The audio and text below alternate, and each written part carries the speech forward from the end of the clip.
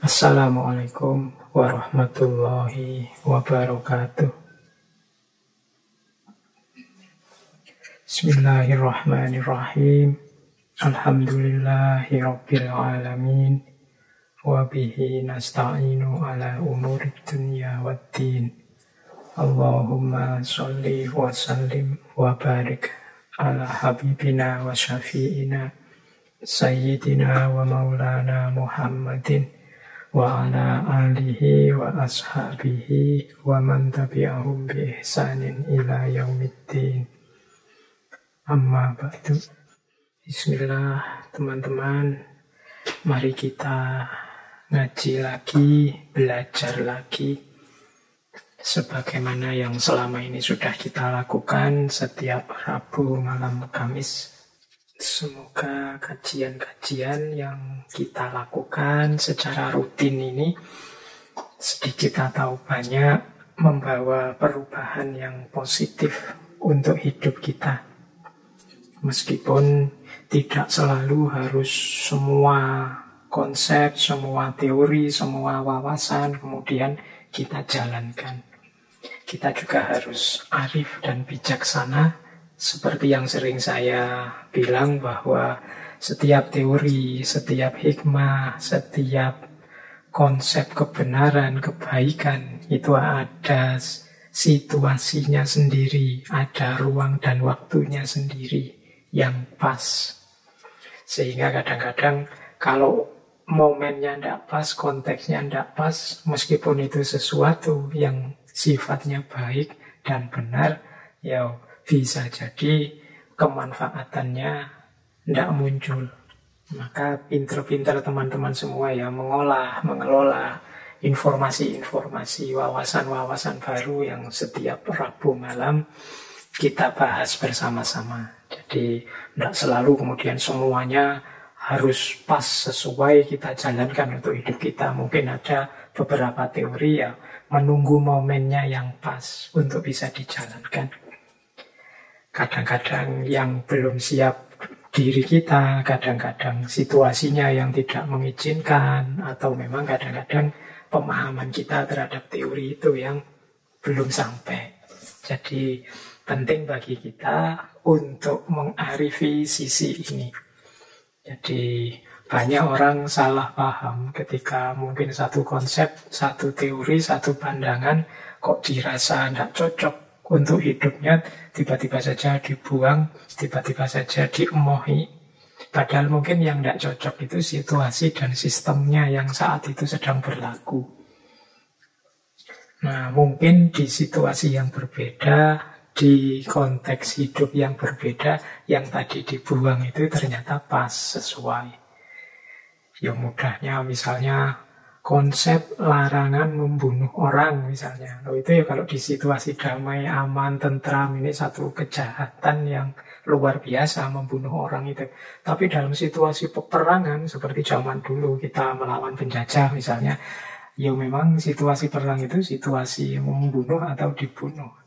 Jadi ada nilai yang berbeda. Yang memang konsep larangan membunuh itu jadi tidak relevan kalau kita bawa pada situasi perang. Hal yang sama bisa kita kiaskan, misalnya kapan kita memahami pasnya konsep pasrah. Kita sering di ceramah-ceramah itu disuruh pasrah, disuruh tawakal. Itu kan kita harus ngerti benar ini kapan dijalankan, kapan dioperasikan pasrah itu. Kalau salah momen, salah konteks ya pasrah itu bisa membuahkan sesuatu yang negatif. Bukan salah pasrahnya, tapi kesalahan kita menggunakan teori kepasrahan ini. Baik, malam hari ini kita lanjut ke tema pemahaman diri tentang mengenali siapa kita. Untuk malam hari ini kita masuk melalui gerbang perspektif generasi. Jadi mungkin teman-teman sering dengar orang bilang bahwa kita ini anak zamannya masing-masing. Setiap orang itu cara hidup, cara berpikir, cara berperilakunya itu banyak dipengaruhi oleh situasi zamannya. Nah, berarti konstitusi diri kita, di antara jalan untuk mengenali siapa kita itu antara lain bisa lewat pintu generasi ini. Kita ini anak zaman yang mana? Kita termasuk generasi yang mana? Kalau teman-teman mencermati berbagai teori-teori, konsep-konsep, wawasan-wawasan tentang diri yang selama ini kita bahas di ngaji filsafat kita ini, menurut saya ada 4 variabel penting yang membentuk diri kita, yang itu menjadi kunci mengapa sih kita itu menjadi orang yang seperti ini sekarang. Dengan segala karakter kita, dengan segala gaya hidup kita, dengan segala sikap perilaku kita. Ini kesimpulan saya saja secara general. Jadi 4 variabel itu yang membentuk diri kita itu. Yang pertama, variabel yang paling kecil adalah situasi konkret yang sering kita hadapi sehari-hari.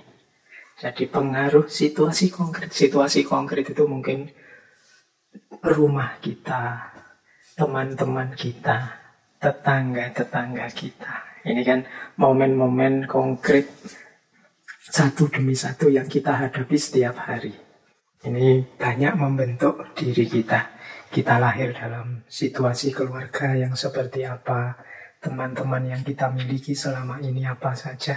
Kita pernah mengalami peristiwa-peristiwa apa saja dalam hidup kita. Mungkin pernah mengalami kekecewaan, mungkin pernah mengalami kegembiraan yang luar biasa, mungkin pernah mendapatkan anugerah yang luar biasa dari Allah atau musibah yang kita rasa sangat berat. Ini situasi-situasi yang kita hadapi yang itu membentuk diri kita, baik secara positif maupun secara negatif. Ini variabel yang menurut saya banyak bermain. Pengaruh situasi. Boleh teman-teman kalau ingin memahami dirinya, bermuhasabah, coba dicek. Aku itu jadi orang yang seperti ini itu kira-kira akarnya di mana? Kok aku jadi orang yang agak pemarah ya? Padahal aku dulu sabar. Kira-kira ini lahir dari peristiwa-peristiwa apa dalam hidupku? Atau pengaruh teman-temanku yang mana? Atau situasi keluarga yang seperti apa yang selama ini aku alami? Yang pertama itu. Jadi pengaruh situasi. Yang kedua, lebih luas. Pengaruh tradisi, pengaruh budaya. Kalau ini lebih luas daripada situasi-situasi satu demi satu yang kita alami tiap hari. Pengaruh tradisi budaya itu ya mudahnya misalnya yang lahir di Jawa, mungkin perspektif hidup, gaya hidup, pandangan hidupnya berbeda dengan yang lahir di Bali, di Sumatera, di Kalimantan.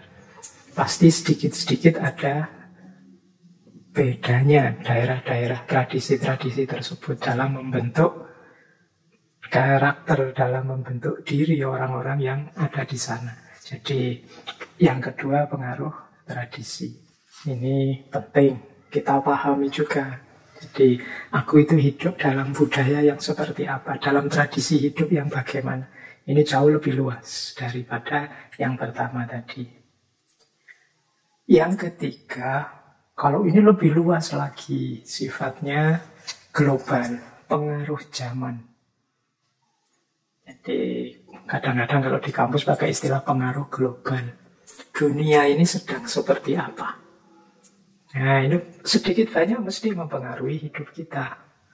Pengaruh perkembangan global, misalnya model komunikasi hari ini yang seluruh dunia ya sudah masuk tidak hanya di dunia nyata tapi dunia maya dengan media sosialnya, yang itu banyak mengubah karakter kita, banyak mengubah cara kita hidup, cara kita berpikir. Ini namanya pengaruh zaman. Jadi orang lahir zaman kapan itu pasti beda dengan orang lahir di era zaman yang berbeda. Nah, malam hari ini sebenarnya kita akan lebih banyak membahas aspek pengaruh zaman ini. Kita sifatnya sangat global, makanya istilahnya generasi. Anak-anak yang lahir tahun sekian sampai sekian itu secara global mengalami apa dalam hidup ini, kemudian peradaban manusia seperti apa, sehingga seperti itulah terbentuknya dirinya. Nah, itu yang ketiga, pengaruh zaman. Yang keempat, ini yang paling banyak kita bahas di ngaji filsafat, yaitu refleksi kita sendiri terhadap pengaruh-pengaruh yang masuk tadi. Kita ini kan bukan mesin, bukan robot. Kita itu manusia yang aktif, tidak hanya reaktif, tapi bisa juga kreatif. Yang bisa menerima juga bisa menolak.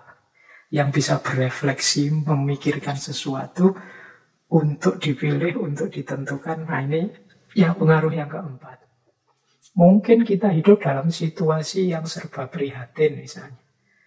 Tapi kan hasilnya tidak melulu kemudian negatif.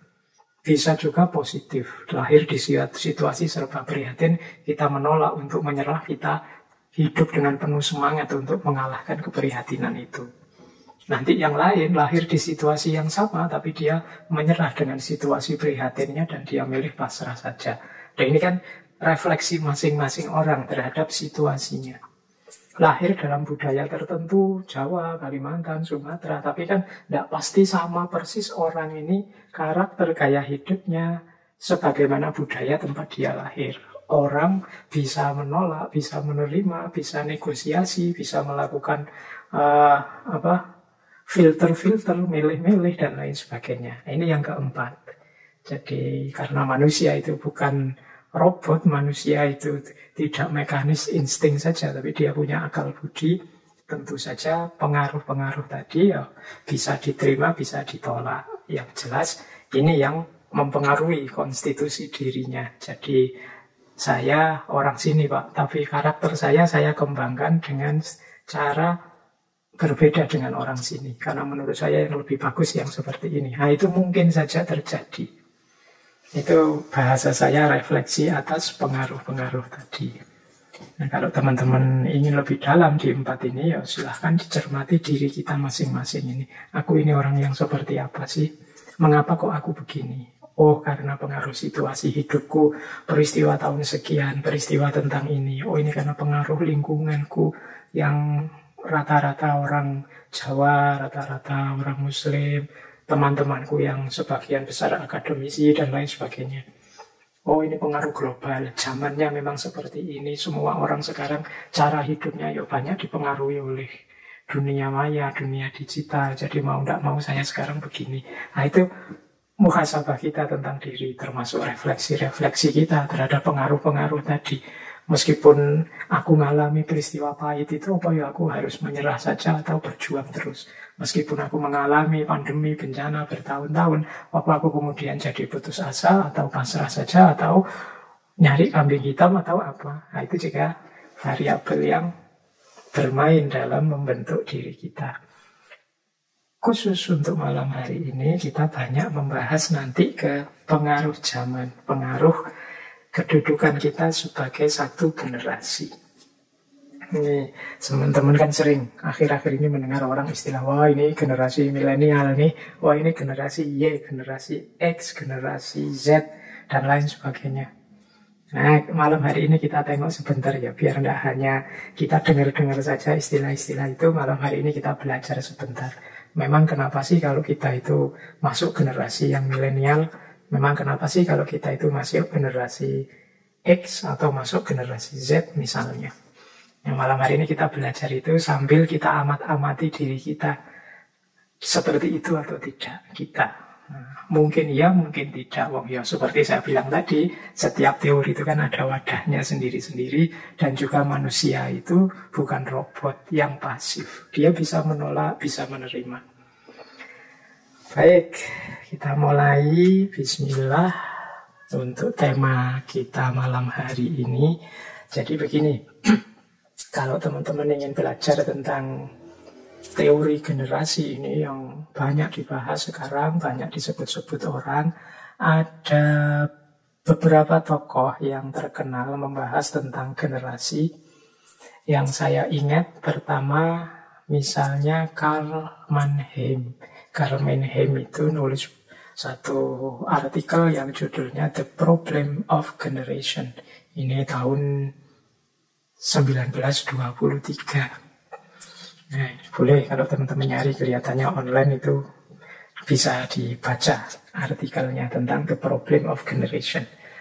Tapi yang paling terkenal teori generasi itu adalah tulisan-tulisan dari dua orang ahli, dua orang penulis dari Amerika, namanya William Strauss dan Neil Howe.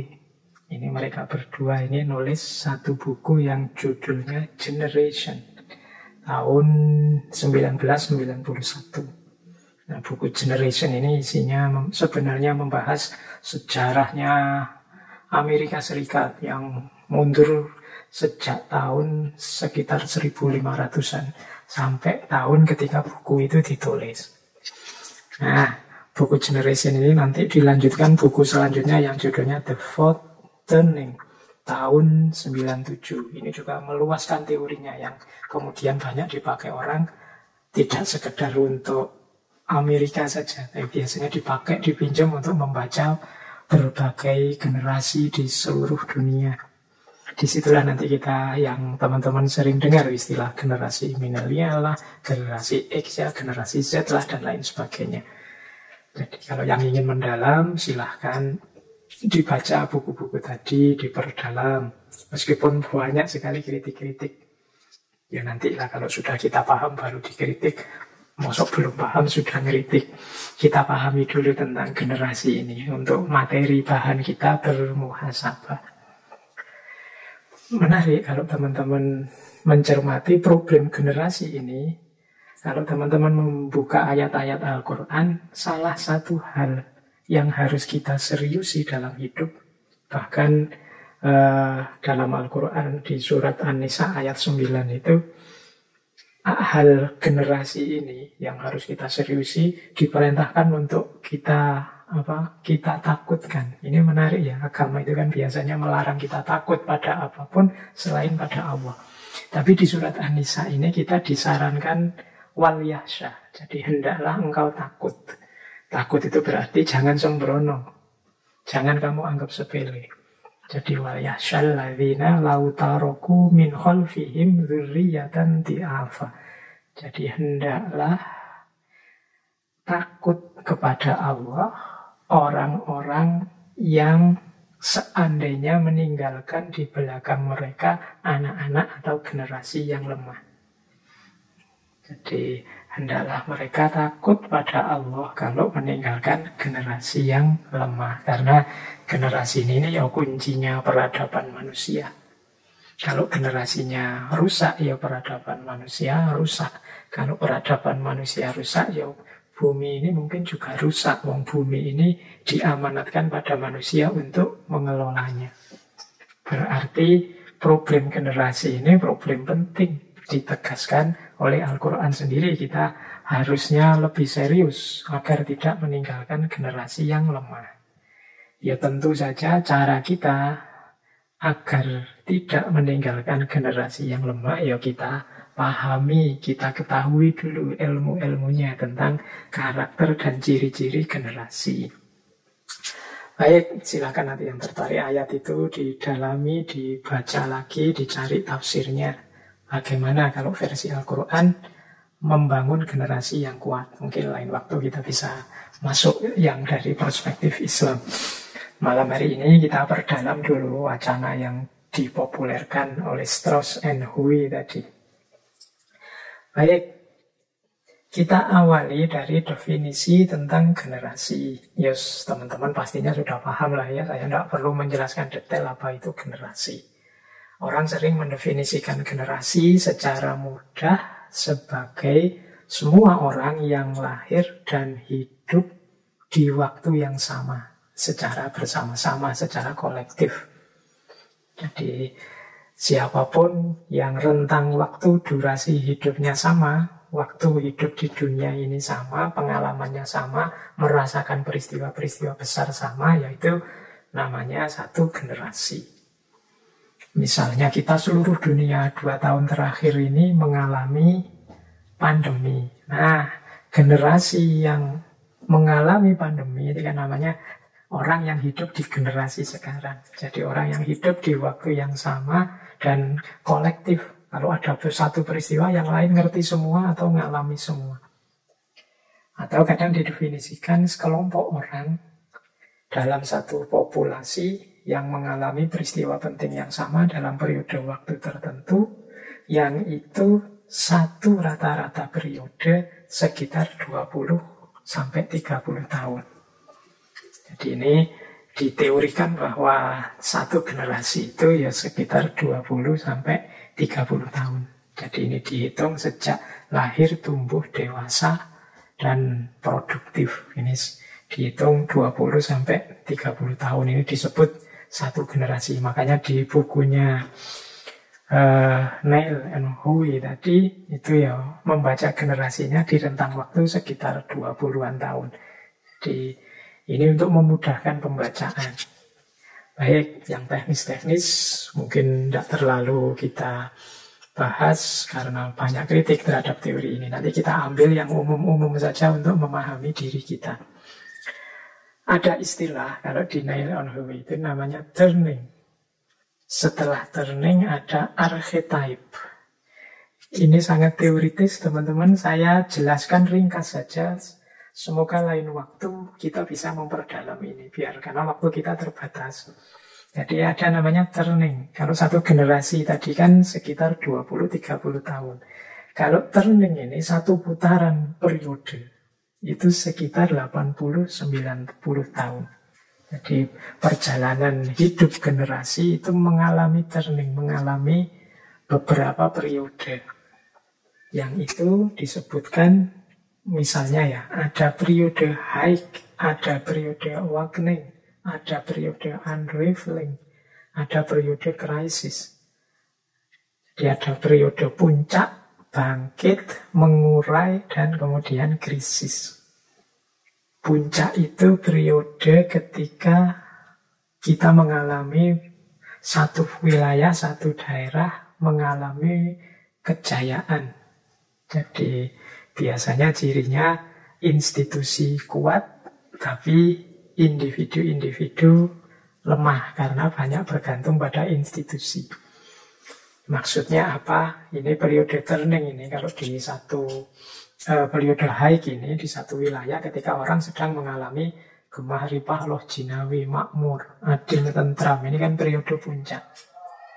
Generasi-generasi yang lahir di periode puncak ini ya tentu saja nanti karakternya beda dengan generasi yang lahir di periode yang berbeda. Jadi ini biasanya ya negara yang sedang makmur, wilayah yang sedang makmur.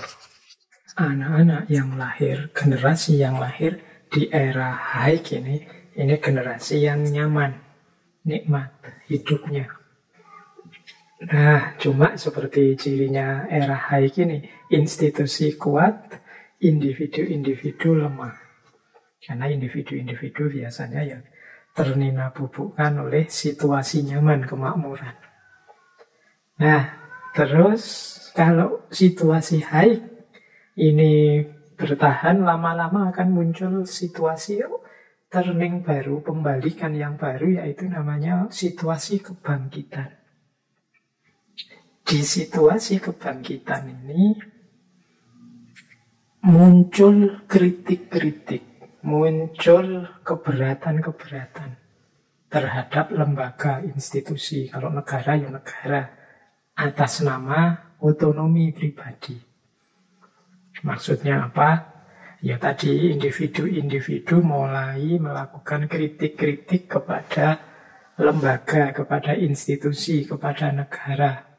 Mungkin karena bosan terhadap status quo, mungkin karena sudah tidak nyaman lagi dengan disiplin-disiplin sosial, mungkin karena ingin menegakkan kemandirian pribadi, kesadaran diri, spiritualitas, otentisitas pribadi, dan lain sebagainya.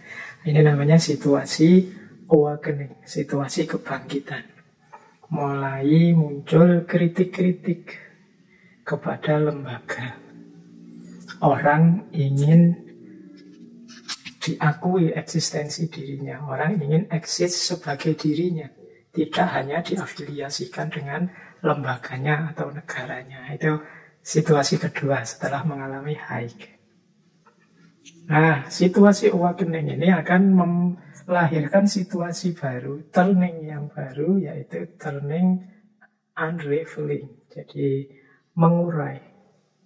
Kalau ini perkembangan dari situasi kebangkitan tadi, yang itu lama-lama lembaganya jadi lemah. Terus individu-individu semakin menguat. Jadi orang ingin mengedepankan eksistensinya sendiri-sendiri, saling tidak mau ngalah. Nah, situasi mengurai ini kalau lama-lama terjadi akan melahirkan situasi krisis. Situasi krisis ini sering disebut sebagai era kehancuran, era mungkin bisa perang, mungkin bisa revolusi. Jadi ketika institusi sama sekali runtuh. Nah, kalau institusi runtuh itu kan orang kemudian mulai lagi sadar untuk membangun, menciptakan paradigma hidup yang baru, menciptakan kesadaran bersama. Kita ini satu nasib, kita ini hidup di wilayah yang sama, perlu kestabilan, perlu kerjasama. Nah, ini buahnya krisis. Jadi setelah institusinya runtuh sama sekali, muncul kemudian upaya-upaya membuat kesepakatan baru. Nanti kalau sudah sukses, lama-lama sukses, jadi haik lagi. Haik itu situasi makmur lagi. Kalau sudah makmur, institusi kuat, masing-masing muncul egonya. Lahir awakening, kebangkitan. Kebangkitan tambah kuat, akhirnya institusi runtuh. Muncul krisis terus, berputar begitu. Itu namanya satu turning. Meskipun disimplifikasi dalam Nail on Highway, ya, satu turning itu sekitar 80 sampai 90 tahunan. Nah, satu putaran ini, generasi-generasi yang lahir di era haik, lahir di era awakening, lahir di era unraveling, atau lahir di era krisis, itu mentalnya beda-beda, karakternya beda-beda. Ini nanti antara lain yang jadi dasar dalam membaca generasi. Jadi ini generasi lahir kapan, situasi yang dihadapi, kira-kira apa? Apa situasi haik, apa situasi awakening, atau situasi unraveling, atau situasi krisis. Baik, ini pengantar saja untuk kita memahami bagaimana cara berpikir dalam buku generasi yang saya jelaskan tadi dan buku The Fourth Turning. Oke, teman-teman, kita langsung jujuk saja ya ke kategori-kategori generasinya. Nanti terus mari kita pahami dalam rangka memahami diri kita sendiri-sendiri. Kita ini ada di generasi yang mana? Kira-kira pengaruh zaman apa yang masuk ke diri kita? Baik, bismillah. Kalau baca bukunya Nail on Highway tadi, itu banyak sekali standar-standar yang dipakai untuk memahami generasi. Nanti ada saikulum apa. Nah, kita pakai yang sering kita sebut saja dalam dunia kita sehari-hari hari ini. Istilah-istilah yang menyebut generasi. Ini simplifikasi saya dari buku itu. Jadi kita bagi saja kategori generasi itu jadi 6. Sesuai dengan buku itu. Ada generasi veteran atau tradisionalis yang lahir tahun 1925 sampai 1945. Ya sebenarnya banyak sih uraian generasi-generasi sebelum itu, termasuk ada tentang lost generation dan lain sebagainya. Tapi kita simpelkan dulu saja, semoga lain waktu ada lebih detail membahas ini. Ini kan konteksnya untuk memahami diri kita. Makanya saya awali dari generasi tradisionalis atau veteran, yang itu dimulai tahun 1925 sampai 1945. Yang kira-kira insya Allah masih ada yang hidup hari ini. Tapi mungkin generasi sebelum itu sudah sangat jarang kalau dibilang begitu ya. Karena 20 tahun ke belakang dari 1925 itu kan 1905. Itu kemungkinan ya sudah tidak ada yang masih hidup. Kalau ada luar biasa. Jadi 25 sampai 45 itu tradisionalis atau generasi veteran. Nanti ada generasi namanya baby boomers. Teman-teman mungkin pernah dengar juga ya istilah ini. Kalau baby boomers itu sekitar tahun 1946 sampai 1964. Nanti ada generasi X. Generasi X ini tahun 1965 sampai 1980. Nah, kalau saya masuk generasi X. Kalau teman-teman yang ikut ngaji hari ini mungkin banyak yang generasi Y. Generasi Y ini yang dikenal sebagai generasi milenial. Ada yang menyebut ya generasi milenial itu tahun 1981 sampai 1997. Kemudian ada generasi Z. Generasi Z itu tahun 98 sampai 2010. Dan nanti ada yang nambah satu lagi, yaitu namanya generasi Alpha. Generasi Alpha itu yang lahir 2010 sampai sekarang. Kira-kira itu pembagiannya teman-teman. Dan juga tahu, kalau tahun ini agak ada selisih-selisih orang, tapi ya saya ambil saja yang itu. Yang penting rentangnya kurang lebih 20 tahun untuk satu generasi. Jadi ada tradisionalis atau veteran, ada baby boomers. Ini era perjuangan. Ini kalau di Indonesia 4664. Ada generasi X 6580. Ada generasi Y, generasi milenial. Ada generasi Z, ada generasi alpha.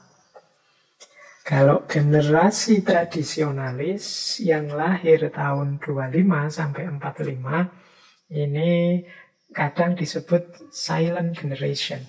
Silent generation ini karena ini generasi yang banyak mengalami peristiwa-peristiwa yang mengubah peradaban, peristiwa besar memilukan. Ya, seperti Perang Dunia Kedua. Biasanya generasi yang lahir era ini generasi yang masih serba sulit, serba prihatin. Situasi dunia tidak menggembirakan. Ini masih rame-ramenya perang. Jadi siapapun sedang berprihatin karena Perang Dunia Kedua. Ya tentu saja watak generasi yang lahir di era tradisionalis ini nanti agak berbeda. Nah, terus setelah era tradisionalis ada era baby boomers. Era baby boomers ini era 4664. Ini disebut baby boomers karena era ini lahir banyak sekali bayi-bayi. Angka kelahiran meningkat tajam. Perang selesai, ya orang kembali lagi ke rumahnya masing-masing. Mulai membangun, mulai muncul optimisme dalam hidup, mulai muncul kesadaran-kesadaran membangun kreatif untuk hidupnya. Jadi ini era dimulainya berbagai kemajuan. Situasi mulai makmur. Nah, tingkat kelahiran bayi jadi banyak. Makanya istilahnya baby boomers. Kalau di Indonesia ini kan awal kemerdekaan. Muncul optimisme. Baik, era selanjutnya ini anak 65-an ini 65 sampai 80 termasuk saya. Ini generasi X. Kalau generasi X ini sudah tidak baby boomers lagi. Orang mulai sadar pentingnya pembatasan kelahiran. Jadi kalau di Indonesia ya pentingnya KB itu kan mulai dipopulerkan luar biasa di era-era ini. Nah, era ini juga menandai munculnya inovasi-inovasi baru yang banyak dinikmati. TV, kabel, mulai lahir jaringan internet, meskipun masih belum secanggih hari ini. Tapi munculnya teknologi canggih ini dimulai di eranya generasi X ini. Jadi generasi ini mungkin ngalami era tidak ada listrik, termasuk ngalami juga ada listrik. Ngalami era tidak ada HP, tapi juga ngalami era ada HP. Nah ini generasi X. Ini dia jadi semacam jembatan menuju era milenial. Jadi mereka ngalami pra-milenial dan juga ngalami eranya anak-anak milenial. Nah, ini generasi X. Nanti ada generasi Y. Generasi Y ini lahir 81 sampai sekitar 97. Di sini lahir ketika perkembangan teknologi tambah luar biasa. Mereka mengalami peningkatan drastis perkembangan teknologi. Ini anak-anak 81-97. Mereka mengalami misalnya, teman-teman yang suka game ya, game-game jadul yang baru muncul sampai game paling canggih hari ini. Ini anak-anak milenial. Jadi mereka ngerti teknologi awal sampai teknologi paling canggih hari ini. Mereka ngerti tahapan-tahapannya. Jadi ngalami teknologi yang biasa-biasa sampai era teknologi yang luar biasa. Kalau generasi X tadi kan ngalami sebelum banyak teknologi ada teknologi sampai ada teknologi. Kalau Y ini ngalami teknologi dari yang biasa-biasa sampai teknologi yang luar biasa. Nah, kemudian generasi Z. Kalau generasi Z ini ya tentunya sudah anak IT ini, generasi Z ini 98 sampai 2010 lahirnya. Jadi mereka ini generasi yang tidak pernah mengenal hidup tanpa teknologi. Generasi ini kadang-kadang disebut generasi iGen. Jadi generasi apa ya? Generasi digital, generasi internet hari ini itu generasi Z.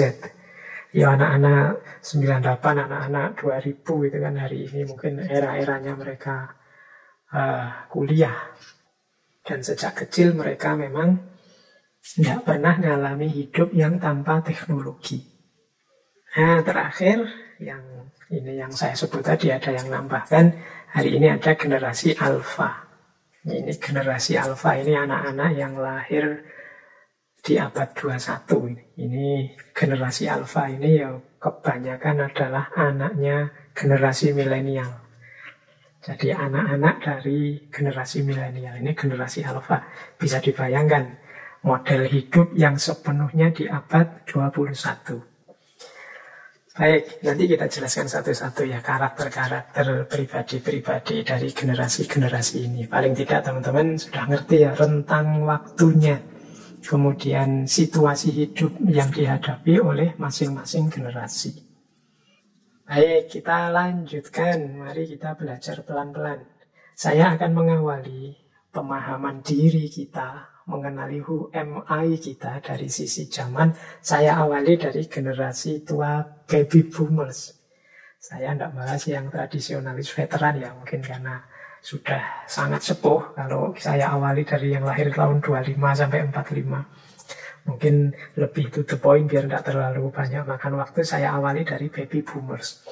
Dan nanti terakhir kita gali gimana sih cara kita membentuk karakternya. Tapi untuk sementara kita lihat karakternya dulu. Karakter baby boomers ini lahirnya sekitar tahun 46 sampai 64. Seperti tadi ya sudah dijelaskan. Secara umum begini, ya ini tetap ya teorinya bukan teori yang harga mati. Tapi ini generalisasi. Mungkin di beberapa hal tampak over generalisasi. Generalisasi itu dipandang umumnya saja, biasanya saja. Nah, baby boomers ini generasi yang lahir pasca perang, yang saya sebut tadi mulai makmur, kemudian optimisme lahir, jiwa membangun muncul dengan sangat kuat. Ada beberapa karakter utama generasi ini. Yang pertama adalah work centris. Jadi work centris itu semangat kerjanya tinggi. Orang-orang ini yang baru mengalami situasi pahit karena perang, kekacauan, dan lain-lain, semangat membangunnya memuncak, maka etos kerjanya tinggi. Makanya istilahnya work centris. Kita harus kerja. Nah, ini gaya baby boomers. Perubahan tidak akan terjadi kalau kita diam saja. Mari membangun. Ini gaya baby boomers. Kemudian yang kedua, kompetitif. Kompetitif itu berarti mereka ini bersaing, berlomba. Ayo siapa yang lebih cepat, dia yang menang. Dia yang maju, yang unggul. Mari bikin inovasi. Mari melakukan temuan-temuan untuk menghasilkan kemajuan-kemajuan. Nah, jadi istilah progres, kemajuan, dan lain sebagainya itu populer sekali.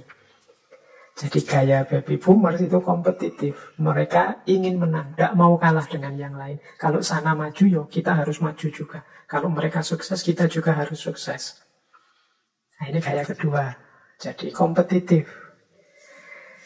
Nah, ini boleh teman-teman membandingkan dengan orang tuanya misalnya, atau kita yang mungkin Bapak Ibu ada yang mendengarkan ngaji malam ini, kira-kira cocok nggak ya generasi era ini itu kompetitif. Dia tidak nyaman kalau kalah dengan yang lain. Dia inginnya maju dan work centris, inginnya kerja keras. Kemudian self-reliant. Self-reliant itu mandiri. Kemandirian itu jadi kebanggaan tersendiri. Ketidaktergantungan. Saya bisa memenuhi kebutuhanku sendiri. Dulu zaman Orde Baru di Indonesia, di era-era ini kan populer sekali istilah misalnya swasembada. Jadi bisa memenuhi sendiri kebutuhan-kebutuhannya. Self-reliance. Kemudian yang keempat, generasi baby boomers ini appreciate proses. Sangat menghargai proses. Ya kalau ingin sukses ya kerja. Kalau ingin berhasil ya berjuang. Sangat menghargai proses. Kemudian sangat menyetujui, menyukai self-improvement. Jadi bagaimana meningkatkan kualitas diri yang terus-menerus. Ini mental-mental yang dikembangkan mungkin oleh simbah-simbah kita hari ini. Jadi orang itu ya harus tambah baik, jangan jadi orang buruk, jangan jadi orang yang rankingnya turun, ranking kita harus naik terus. Nah kemudian etik. Jadi etik itu ya sangat menjunjung tinggi, mengedepankan moralitas, etika, akhlak, dan adab. Nah ini menjadi andalan dari kelompok baby boomers. Makanya adik-adik, teman-teman, ya jangan bosen, jangan jemu kalau sering dinasehati oleh simbah-simbahnya untuk jadi orang yang baik, yang sifatnya begini, begitu. Karena memang karakternya baby boomers itu fokus pada etik dan juga idealistik. Idealistik itu banyak ideal-ideal, banyak nilai-nilai hidup, nilai-nilai diri yang diperjuangkan. Jadi hidup berdasar nilai-nilai, berdasar norma, berdasar etik untuk meningkatkan diri, kemudian mengikuti proses, sadar proses untuk mandiri, hidup secara kompetitif dan kerja, work centris. Itulah beberapa karakter yang baby boomers. Meskipun ada kritik juga, ada sedikit kecenderungan kelompok baby boomers itu punya karakter egoistik. Egoistik itu ya intinya kalau dia merasa benar ya sudah, sulit dikritik. Jadi versinya dia dianggap ya ini yang terbaik. Kalian harus manut saya, ikut saya. Nah, ini gaya baby boomers. Ya saya bilang tadi ini tidak harga mati. Mungkin setiap orang beda-beda. Tapi secara umum, secara global, karakter baby boomers itu ya semacam ini. Work centris, kompetitif, self-reliant, appreciate proses, self-improvement, etik, idealistik, dan agak egoistik. Baik. Nah, sekarang kalau generasi selanjutnya setelah baby boomers, ini generasi X, ini 65 sampai 80. Ini mungkin kalau sebagian besar teman-teman yang mendengarkan, ya generasi X ini orang tuanya teman-teman hari ini. Itu mungkin kelahiran generasi X. Saya juga masuk generasi X. Ada sedikit beda di era ini sudah agak jauh dari perang, sudah mengalami kemakmuran. Sudah mulai muncul fasilitas-fasilitas teknologi. Nah, generasi X ini melanjutkan era baby boomers. Yang pertama punya karakter balance antara work and life. Jadi kalau generasi baby boomers cirinya pekerja keras, gimana caranya bekerja meningkatkan kualitas diri. Tapi generasi X ini ya kerja, tapi kerja untuk hidup, bukan hidup untuk kerja. Jadi bagi generasi X, kerja itu alat untuk memenuhi kebutuhan hidup. Jadi kerja itu alat, bukan tujuan. Nah ini cara berpikirnya generasi X. Kalau baby boomer tadi kan semangat sekali kerja, pokoknya ayo kerja, ayo kerja. Tidak salah, karena zaman itu sedang semangat-semangatnya membangun pasca perang. Nah, generasi X ini situasinya sudah stabil lama, maka muncul kesadaran, yo kita hidup ini bukan kerja untuk hidup, tapi bukan hidup untuk kerja, tapi kerja untuk hidup. Jadi kerja itu alat untuk memenuhi tujuan hidup, ciri pertama. Ciri kedua dari generasi X ini lebih fleksibel, lebih mudah beradaptasi, toleran terhadap berbagai gaya hidup. Saya bilang tadi, generasi X ini mengalami era teknologi sangat sederhana atau tanpa teknologi, dan juga era teknologi canggih. Dan mereka ini karena mengalami perubahan-perubahan drastis dalam hidup ini, mereka lebih fleksibel. Jadi lebih mudah beradaptasi, lebih mudah menyesuaikan diri kalau terjadi perubahan-perubahan gaya hidup. Nah, ini ciri kedua dari generasi X. Ciri ketiga, lanjutan dari karakter generasi X adalah individualistik. Jadi, individualistik itu mereka lebih menghargai dirinya. Mereka lebih suka independen. Tidak diatur-atur, tidak terlalu diintervensi. Mereka menghargai kebebasan plus tanggung jawab. Nah, ini cirinya generasi X. Kalau terlalu banyak diatur, mereka tidak suka. Kalau terlalu banyak dikekang, mereka tidak nyaman. Kalau boleh ya nyari celah untuk bisa bebas. Nah, ciri generasi X itu ya mungkin kalau banyak diatur ya dengan berbagai pertimbangan, mereka kelihatan patuh, tapi sebenarnya mereka gembira, mereka lebih suka yang lebih bebas, yang tidak terlalu banyak aturan. Itu ciri generasi X. Makanya selain individualistik, mereka itu karakternya informal. Jadi tidak terlalu suka hal-hal yang formal, yang resmi, yang diatur. Mereka tidak mau banyak diatur, juga tidak terlalu ingin mencampuri urusan orang lain, ngatur-ngatur orang lain. Nah, ini di buku itu dijelaskan begitu. Dan juga technologically adapt. Jadi generasi yang mahir teknologi, karena mereka lah yang mengalami era lahirnya teknologi-teknologi canggih. Technologically adapt itu ya, generasi yang mahir teknologi. Ini era-era 65-80 ya. Termasuk saya, itu kan generasi X. Ada yang cocok, ada yang tidak, pasti saja. Tapi beberapa mungkin sesuai. Paling tidak, ini bahan kita untuk refleksi diri kita masing-masing. Terus, kita lanjut. Era yang semakin canggih. Generasi milenial atau generasi Y. Nah, mungkin banyak juga yang ikut ngaji malam hari ini generasi Y. Yang pertama, generasi Y ini adalah generasi yang tech savvy. Tech savvy ini yang penggemar teknologi. Ya, mereka sejak lahir sudah kenal teknologi. Makanya lebih tech savvy. Lebih gemar dengan kalau ada teknologi-teknologi baru. Kemudian open-minded. Terbuka. Jadi mereka tidak kaku, tidak dogmatis, berpikirnya lebih terbuka. Itu generasi milenial. Kemudian achievement oriented. Mereka suka capaian-capaian baru. Jadi mereka suka dengan pengembangan dirinya, pengembangan situasinya, mencapai sesuatu, achievement oriented.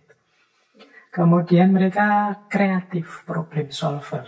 Karena mereka terbuka, suka capaian, maka mereka punya karakter kreatif. Berani mencoba trial and error sampai ketemu jawabannya. generasi ini mungkin ya, ini mungkin gambaran kreatif problem solver itu misalnya kalau punya perangkat gadgetnya error, rusak, itu mereka mau nyoba-nyoba ini salahnya di mana, kelirunya di mana, kurangnya di mana, melakukan trial and error, coba-coba, sopo ngerti, bener, diperbaiki sendiri misalnya. Itu kreatif problem solver. Kemudian yang kelima, social buff. Social buff ini suka dengan relasi sosial. Jadi mereka senang dengan komunitas-komunitas. Mereka mungkin suka membuat komunitas-komunitas sesuai versi, sesuai passion mereka masing-masing. Ini namanya social buff. Kemudian mereka ini generasi yang cirinya easily bored, mudah bosan. Jadi ya, karena itu mereka ini terus jadi kreatif untuk tidak gampang bosan. Mereka ingin menciptakan hal-hal yang baru. Nah, terus mereka ini self-centered. Self-centered itu membaca segala sesuatu, terpusat pada dirinya. Memahami, melakukan segala sesuatu dengan fokus pada dirinya. Ini self-centered. Ini yang mungkin ada positif, ada negatifnya. Dan ada yang bilang generasi Y itu cenderung agak narsis. Ingin tampil, ingin menunjukkan dirinya, apalagi didukung self-centered tadi. Terpusat pada diri. Meskipun begitu, mereka ini gemar teknologi, pikirannya terbuka, orientasi hidupnya untuk capaian-capaian dan kreatif, serta suka bersosialisasi. Meskipun mudah bosan, perspektifnya lebih ke perspektif sesuai dirinya dan agak narsis. Ini cirinya generasi Y, generasi milenial. Kita lanjut. Nah, sekarang kalau generasi Z, ini lebih muda lagi. Generasi era 98 sampai 2010. Nah, beberapa mirip dengan generasi milenial, tapi meskipun beberapa ada pendalaman-pendalaman, penyangatan-penyangatan. Misalnya generasi Z ini sosial interaktif, suka melakukan interaksi sosial, termasuk yang melalui teknologi informasi atau yang hari ini kita kenal sosial media. Jadi generasi Z ini suka berinteraksi, suka kalau ditanggapi orang, suka mengomentari, suka juga kalau dikomentari, dijempoli. Jadi yang tadi generasi Y agak narsis ini diperkuat dengan sosial interaktifnya di generasi Z. Jadi generasi ini, makanya mungkin hari ini adik-adik anak-anak muda kita ramai sekali di medsos dan lain-lain, ya memang karakter eranya begitu, generasi Z. Apalagi mereka ini punya ciri multitasker. Multitaskers itu multitasking. Dia tidak nyaman kalau melakukan kegiatan hanya satu saja. Sukanya double-double. Saya tidak tahu ada enggak teman-teman di sini misalnya pegang HP, nonton TV, di depan laptop ngapain. Nah ini multitasker. Kadang-kadang makan saja kan nggak cukup hanya makan. Sambil makan, sambil ngobrol dengan teman, sambil pegang HP, baca WA. Multitaskers. Ini cirinya generasi Z. Pak, ini apa ada di generasi Z saja? Ya enggak. Mungkin generasi yang lain bisa ketularan generasi Z. Yang tua-tua ikut-ikutan, yang muda-muda sekarang serba multitasker. Apa saja disambi, baca WA, baca berita, disambi. Tidak pernah melakukan satu hal dinikmati, dihayati, didalami. Yang dilakukan selalu macam-macam. Nah, kemudian ada penelitian mereka ini entrepreneurs. Generasi Z ini ada penelitian 72% ingin merintis bisnis atau usaha sendiri. Generasi Z ini malu. Kalau ditanya cita-citanya apa, terus mungkin jawabnya ingin jadi PNS atau ASN, ingin jadi. Mereka ini lebih suka, lebih bangga kalau mampu misalnya membuka usaha mandiri atau bisnis-bisnis mandiri. Nah, ini gayanya generasi Z. Nah, terus generasi Z ini adalah generasi yang sangat terdidik, educated. Mengapa? Karena mereka bisa dapat informasi apa saja langsung dari internet, dari teknologi informasi yang mereka pegang. Jadi generasi Z ini satu generasi yang mahir sekali dengan teknologi, namanya tech innate. Jadi teknologi itu sudah mendarah daging di mereka, ya di antara efeknya mereka ini bisa tahu apa saja. Bekalnya apa? Bekalnya HP. Oh ini ngeri kalau berhadapan dengan generasi Z, misalnya sebelum ke dokter misalnya, itu kalau generasi ini itu sudah googling dulu, penyakitku ini namanya apa, cirinya apa, kelemahannya apa, obat-obat yang bisa membantu ini. Oh itu kalau nanti sudah ketemu dokter bisa diskusi sama dokternya, dia tahu macam-macam dari Google. Mungkin mau belanja ya sudah survei harga-harga dulu. Jadi kalau pedagangnya menaikkan harga, suka-suka dia punya data, punya referensi. Ini kemahalan. Karena harganya kan kalau di marketplace sekitar sekian, ini yang asli sekian, yang KW sekian. Mereka ini ngerti banyak hal. Jadi karena mudah mengakses informasi, itu yang disebut generasi educated, generasi Z. Nah, secara umum kemudian generasi ini banyak yang berkarakter filantropis. Mereka ingin menyumbangkan hal besar, ingin melakukan hal besar untuk dunia, untuk hidup ini. Jadi ini namanya filantropis. Mereka punya idealisme-idealisme yang ingin mereka sumbangkan untuk dunia. Nah, mereka ini digital native dan tech innate seperti saya bilang tadi.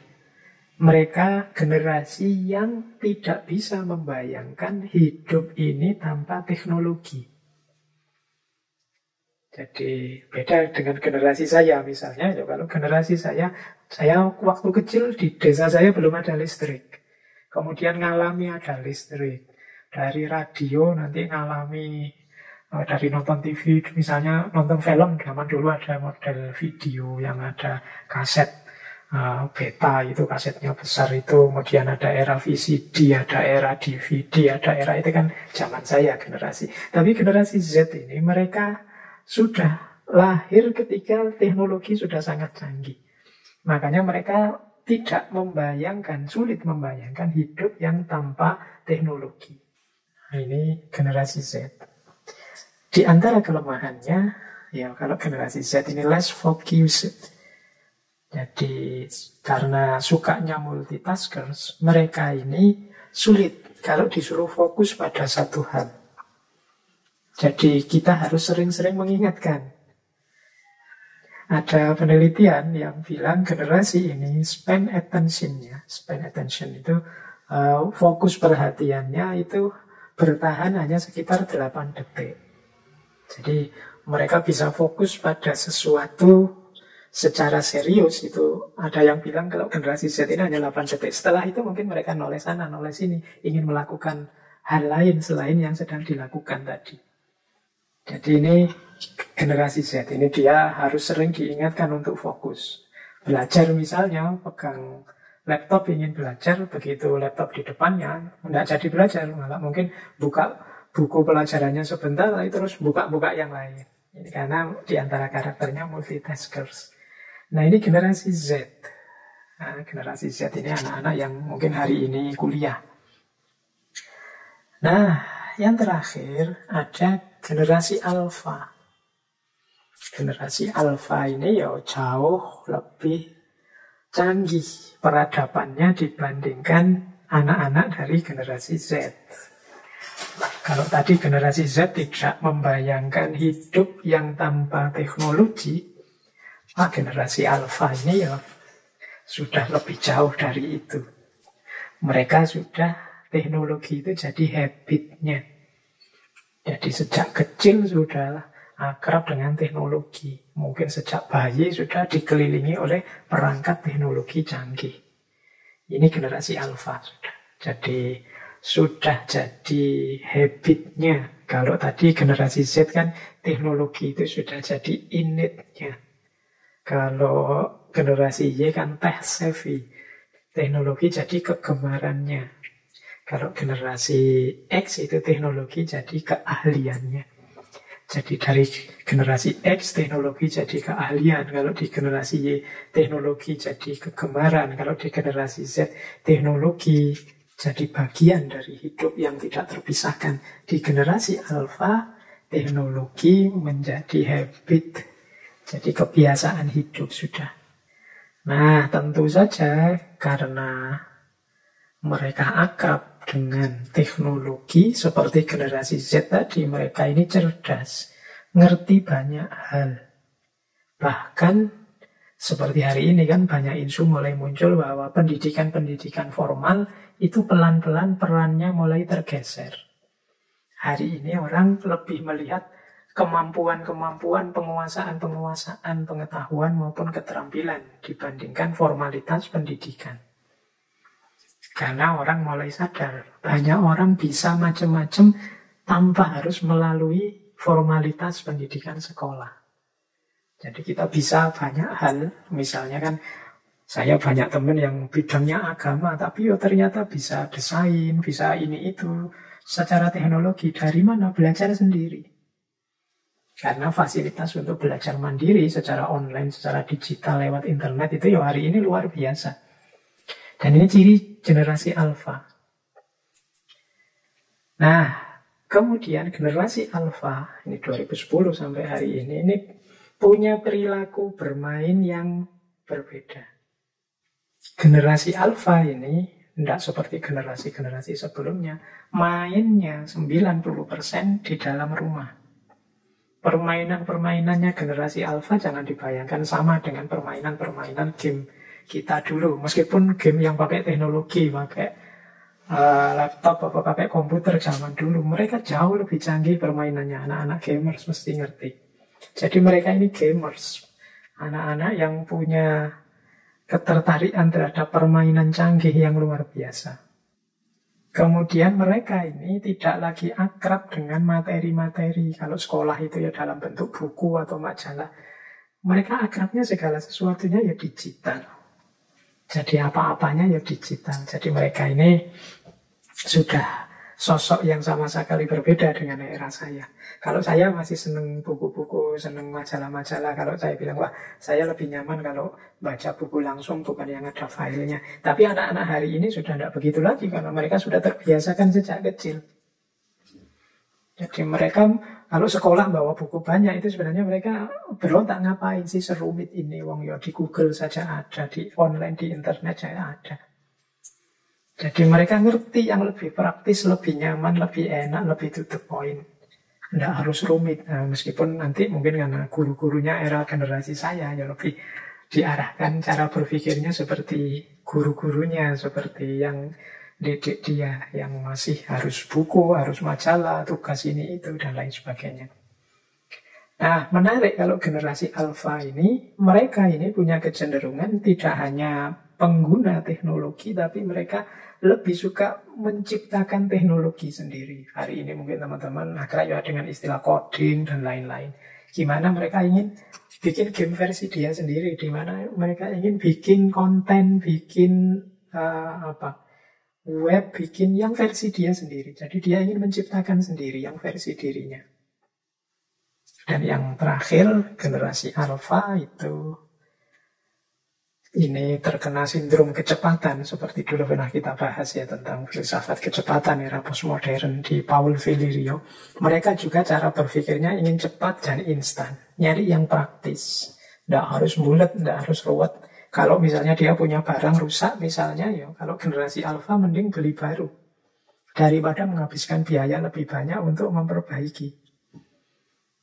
Kalau kita, zaman saya mungkin dicoba-coba di otak-atik, siapa tahu bisa, siapa tahu itu. Kalau generasi alfa ini, mereka tidak suka terlalu yang seperti itu. Mereka sukanya ya sudah, rusak ya diserviskan sana. Kalau tidak memadai ya beli lagi baru saja. Ngapain sih kita nyoba-nyoba untuk memperbaiki, wong kita bukan ahlinya, bukan bidangnya, nanti malah habis tenaga, habis biaya, sia-sia. Nah, itu cara berpikirnya generasi alfa.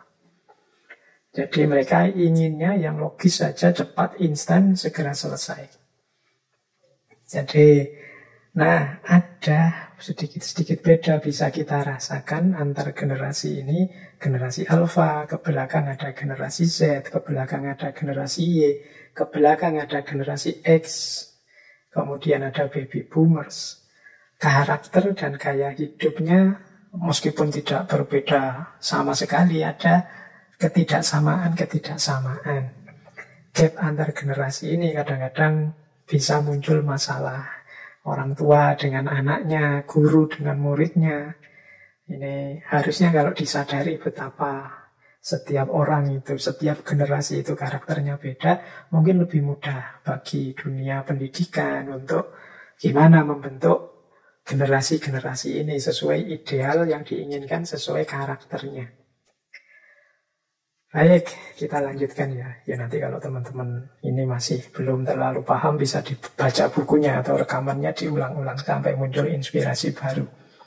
Kita lihat, karena kita tadi fokusnya bagaimana karakter generasi ini dan cara mendidiknya menjadi sosok yang ideal sehingga kita mengenali diri kita masing-masing. Kita lihat dari aspek belajar. Menarik ya kalau tiap generasi itu punya persepsi sendiri-sendiri tentang yang dikenal dengan belajar. Jadi ini catatan saya dari generasi-generasi ini tentang belajar. Belajar itu kan bagaimana mereka meningkatkan kapasitas diri mereka yang bolak-balik kita sarankan. Kalau generasi tradisionalis itu lebih suka memandang belajar itu sebagai kewajiban. Jadi, kita harus belajar karena memang kewajiban kita belajar, cari ilmu, kan begitu.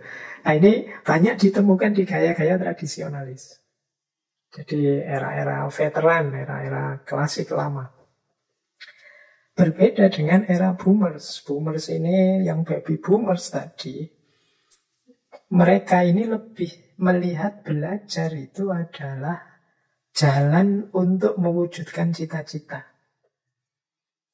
Jadi saya punya cita-cita ini, maka jalannya adalah belajar dengan misi pengetahuan, keterampilan, sehingga cita-cita itu terwujud. Ini generasi boomers.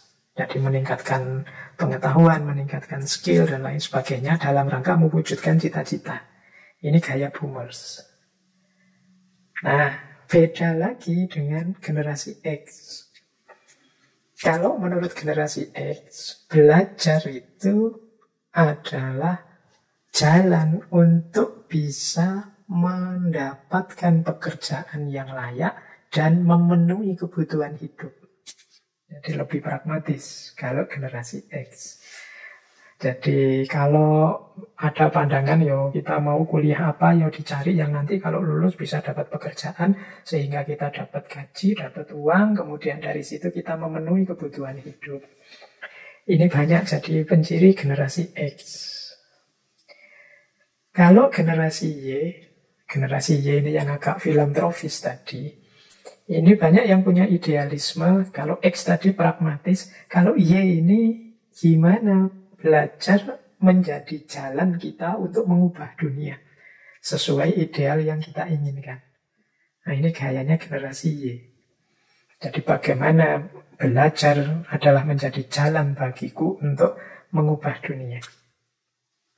Beda lagi dengan generasi Z. Kalau di generasi Z, belajar adalah passionku. Jadi satu di antara passionku itu belajar. Jadi mereka ini paling tidak suka kalau dipaksa-paksa belajar. Oke, mereka akan sekolah, mereka akan kuliah. Tapi kalau bisa yang sesuai passionnya. Apakah passion itu nanti bisa dapat pekerjaan atau tidak, bisa mengubah dunia atau tidak, mereka tidak fokus ke situ. Yang penting ini memang jiwaku sesuai dengan dorongan hatiku. Ini generasi Z.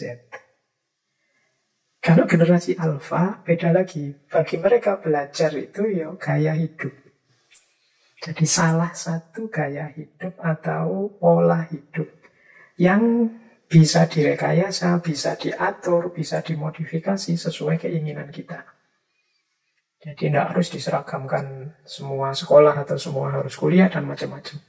Jadi bagi generasi Alpha, belajar lebih dilihat pada aspek fungsionalnya, lebih pada ini gaya-gaya, saya ingin gaya hidup yang coraknya selalu belajar. Saya ingin, jadi dia bagian dari gaya hidup, pola hidup. Yang itu bisa jadi tidak sama di setiap orang. Jadi bagi tradisionalis belajar itu kewajiban. Kalau bagi boomers belajar itu untuk mewujudkan cita-cita, memposisikan diri sesuai keinginan. Kalau generasi X lebih pragmatis untuk memenuhi kebutuhan-kebutuhan hidup. Kalau generasi Y idealis, bagaimana belajar menjadi bagian kita untuk mengubah dunia. Generasi Z menganggap belajar adalah bagian dari passionnya. Jadi satu di antara passionnya. Kalau generasi alpha menganggap belajar itu sebagai gaya hidup. Ini tesis. Tesis itu maksudnya ya jawaban sementara. Teman-teman boleh menganalisis, menginternalisasi, aku begitu enggak. Ya karena teori apapun tentang manusia itu ya enggak ada yang bisa mencakup semuanya. Pasti selalu ada pengecualian-pengecualian. Atau justru teori ini sendiri pengecualian. Baik, kita lanjutkan. Paling tidak kan ini bahan kita untuk melakukan introspeksi diri. Atau seandainya ada teman-teman yang ikut ngaji malam hari ini, kebetulan kok ya guru, kok ya mengajar, coba perhatikan generasi-generasi ini. Misalnya kita ngajar generasi Z, ya bagaimana upaya kita untuk menumbuhkan passion di hati anak didik kita untuk belajar. Atau generasi alfa, ya kita tunjukkan betapa asiknya gaya hidup yang namanya belajar ini, betapa menariknya dan lain sebagainya. Ini penting bagi para pengajar, para pendidik generasi hari ini. Baik, saya lanjutkan. Ini masih ada hubungannya dengan internalisasi, membentuk kepribadian, mendidik generasi dengan ciri-ciri tadi. Saya jelaskan agak ringkas ya teman-teman, karena ini mungkin waktunya terbatas tentang, kalau tadi kan belajar menurut generasi, sekarang mengajar. Kita belajar ya gimana cara mengajar generasi ini, dari baby boomer sampai generasi alpha. Mengajar baby boomers ini ya seperti gaya sekolah-sekolah saya zaman dulu. Jadi facilitated, instructor led. Butuh hadirnya guru, butuh hadirnya seorang fasilitator yang nuntun langsung. Kemudian interaktif and group learning. Jadi sifatnya interaktif, langsung. Termasuk group learning di kelompok, di kelas-kelas. Persis kelas-kelas yang kita kenal selama ini. Kemudian prefer tactile learning. Jadi learning by touching and doing. Ini yang ketemu langsung. Kita mungkin hari ini menyebutnya luring, ketemu langsung. Generasi baby boomers itu suka books, PowerPoint, handout, dan lain sebagainya. Ada materi-materi konkretnya yang bisa dilihat, bisa dibawa pulang. Ini kayak baby boomers. Kalau zaman dulu, zaman saya kuliah, ya itu masih ada namanya pakai overhead projector. Jadi pakai proyektor zaman dulu itu. Nah ini memang era-era lama, baby boomers. Beda dengan kalau kita mengajar generasi X. Ini yang agak pragmatis tadi, zaman generasi saya. Generasi X itu fokus pada hasil. Maka kalau teman-teman kok pas ngajar generasi X, kalau generasi X sekarang ada yang kuliah lagi atau sekolah lagi, itu kayak generasi X itu pada hasil. Jadi kita tunjukkan hasil pentingnya apa. Kalau sampean belajar ini nanti dapat ini. Kemudian make learning experiential. Jadi tampakkan bagaimana manfaat faedah dari belajar itu, termasuk untuk problem solving. Nah, generasi X itu control over own learning. Jadi lebih mudah kalau mereka disuruh belajar sendiri, diberi tugas-tugas, diberi batasan-batasan, baca buku ini, yang nggak beda dengan generasi boomer yang suka dihadiri langsung, kemudian mungkin ya setengah diceramahi seperti sekolah-sekolah zaman dulu. Nah, tapi kalau generasi X ini suka kalau dipancing untuk berpikir sendiri, belajar sendiri. Mereka suka parallel thinking. Parallel thinking itu banyak orang misalnya kemudian menyelesaikan satu problem, memikirkan satu masalah bersama-sama. Kemudian generasi X itu suka kalau dipancing sehingga mereka jadi berpikir. Maka beri key point. Jadi keyword-keyword. Jadi kata-kata kunci untuk mereka dalami. Nah, kemudian kalau generasi X itu fleksibel in scheduling. Jadi jangan terlalu kaku dengan jadwal. Untuk generasi X ya, mungkin agak beda dengan generasi baby boomers. Baik, kita lanjutkan biar nanti waktunya nyampe. Beda lagi dengan generasi Y. Nah, cirinya apa generasi Y? Boleh lagi diulang lagi nanti rekamannya. Generasi Y ini kan ada agak idealis tadi, ingin mengubah dunia. Nah, di sini penting bagi para pengajar kalau ngajar generasi Y itu dengan sistem edutainment. Learn and fun. Gimana kita membuat suasana belajar yang kreatif. Kemudian untuk generasi Y, kita harus banyak memberi mereka tantangan-tantangan. Mistakes itu ya enggak apa-apa kita beri ujian, tantangan. Mereka akan belajar dari kesalahan-kesalahan yang mereka lakukan untuk meningkatkan skill mereka. Kemudian teamwork and technology. Bagaimana kita menggunakan teknologi dan membangun teamwork saat belajar. Ini penting untuk generasi Y. Generasi Y juga suka dengan discovery and mystery of answered questions.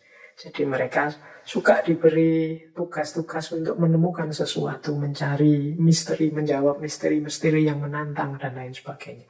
Soal-soal tak terjawab dan lain sebagainya.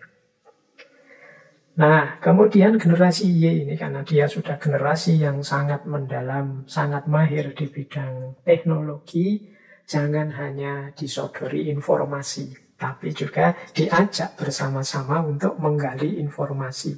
Jadi fasilitatornya, gurunya tidak harus menyiapkan informasi untuk disodorkan, tapi mengajak mereka bareng-bareng untuk mencari informasi. Nah, ini penting saat kita mengajar generasi Y. Lanjut, kalau kita ngajar generasi Z, pertama-tama harus kita ingat betapa berbedanya generasi Z ini, mereka yang sudah sejak bayi dikelilingi oleh teknologi, maka mereka ini referensinya banyak.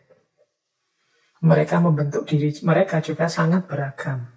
Maka untuk mereka berlaku prinsip one size never fits all. Satu ukuran tidak bisa untuk semuanya. Kita harus menghargai individualitas mereka masing-masing, gaya mereka, passion mereka.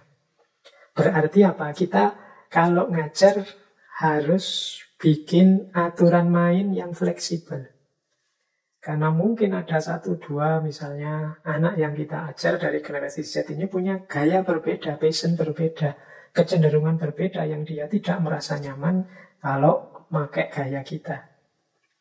Kemudian ya tentu saja kita bisa mengawal mereka sejak mencari referensi atau rujukan. Sama seperti generasi Y tadi. Kita kawal mereka, tidak hanya kita beri informasi. Nah, mereka ini semangat untuk belajar hal-hal baru meskipun banyak yang menganggap pendidikan formal itu tidak terlalu penting. Maka mari menciptakan suasana yang tidak terlalu kaku, terlalu resmi, terlalu formal saat mendidik mereka. Nah, ini untuk generasi Z. Terus mereka ini ingin tadi ya idealismenya untuk mengubah dunia. Bagaimana mereka bisa menciptakan dunia yang berbeda. Maka kita tunjukkan bagaimana mereka bisa berkontribusi untuk dunia. Tunjukkan ini penting untuk dunia kita, itu bisa mengubah dunia kita dan lain sebagainya. Kemudian hindari aktivitas yang monoton. Mereka ini mudah bosan karena mereka tahu banyak hal yang asik dari teknologinya. Sehingga kalau kita monoton saja, untuk jangka panjang gitu-gitu saja yang mereka akan bosan. Biarkan mereka jadi co-creators. Mereka jadi pencipta dari pengalaman mereka sendiri. Jadi buat peluang-peluang. Biar mereka mengalami hal-hal yang mereka bisa belajar dari sana. Dan tentu saja jangan sampai ngajar mereka itu hanya ceramah. Mereka ini generasi yang sudah akrab dengan teknologi, maka penting gambar, audio, dan lain sebagainya saat ngajar mereka. Nah, generasi alfa, ini generasi yang paling muda. Tentu saja ngajar mereka itu mau tidak mau harus dengan teknologi yang canggih yang membuat mereka menarik dengan visualisasi menarik. Dan mari kita berinovasi saat ngajar mereka yang membuat mereka ingin tahu. Sehingga mereka terus penasaran dan ingin mengejar informasi sendiri. Kemudian mungkin gurunya bisa merancang satu rencana belajar yang menarik mereka. Mungkin tema ini, tema itu dijelaskan sisi menariknya di mana sehingga mereka tertarik untuk belajar sendiri, menggali sendiri dari peta kajian yang sudah kita dapat. Nah, penting untuk generasi alfa ini karena mereka hidupnya sudah sangat asik dengan teknologinya, maka mengajar generasi alfa penting juga kita sisipkan social skill. Jadi bagaimana mereka mampu menghidupkan passion hubungan sosial. Karena mereka ini cenderung individual. Aktivitasnya di rumah saja, main dengan gadgetnya. Jadi mari kita latih mereka untuk berempati, memahami perasaan orang lain, membina hubungan dengan orang lain, dan lain sebagainya.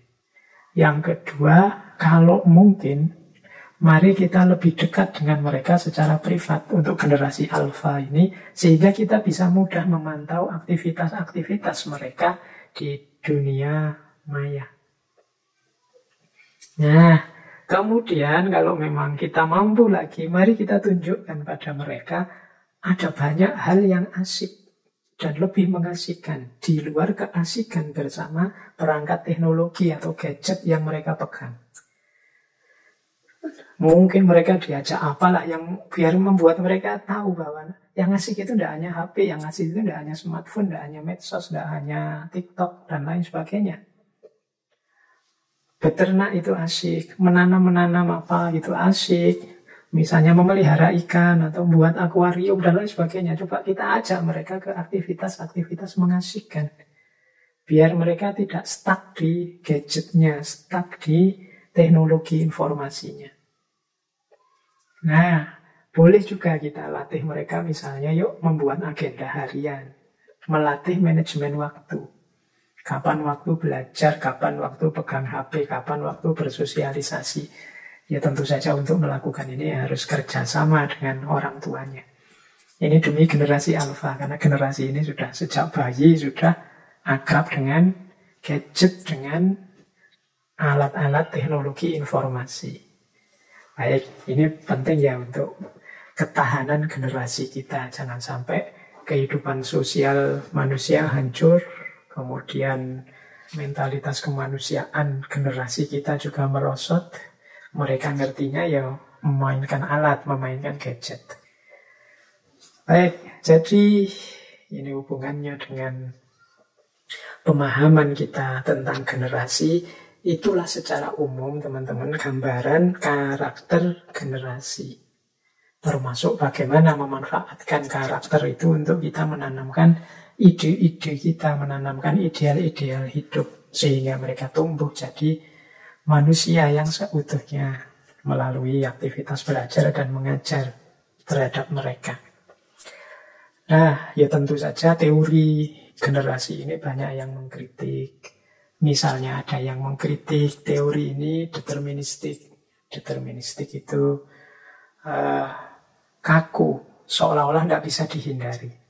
Kalau generasi era ini pasti begitu, generasi era ini pasti begitu, dan lain sebagainya. Ada yang mengkritik teori ini unfalsifiable. Teori ini tidak bisa disalahkan. Kalau dunia ilmu itu kan kok ada sesuatu tidak ono salah, kok cocok terus, itu malah perlu dicurigai. Kadang-kadang kita dari generasi apa, lo kok rasanya cocok dengan teori dari generasi yang berbeda, kok rasanya itu unfalsifiable. Nanti dicari-carikan alasannya iso wae. Kayak ramalan bintang itu kan unfalsifiable. Minggu ini rezeki Anda agak seret. Kok minggu ini malah dapat uang banyak.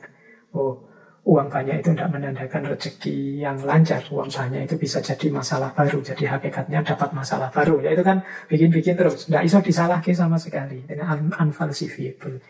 Nah, ada yang mengkritik teori ini jenis itu. Atau ada yang mengkritik unsupported by rigorous evidence. Jadi tidak ada bukti kuat yang mendukungnya. Ini hanya opini-opini saja. Ada yang mengkritik ini pseudosains, bukan ilmiah, ya hanya mirip-mirip saja dengan ilmu padahal tidak. Oke, ya banyak kritik-kritik terhadap teori generasi ini. Tapi seperti yang saya bilang tadi di awal, bahwa di antara yang mempengaruhi kita itu zaman kita, peradaban kita hari ini. Nah, karakter generasi. Paling tidak kita paham secara umum, masing-masing generasi ini ada karakternya, ada polanya. Baik. Nah, masih ada waktu ya. Saya ingin nutup sesi bulan ini.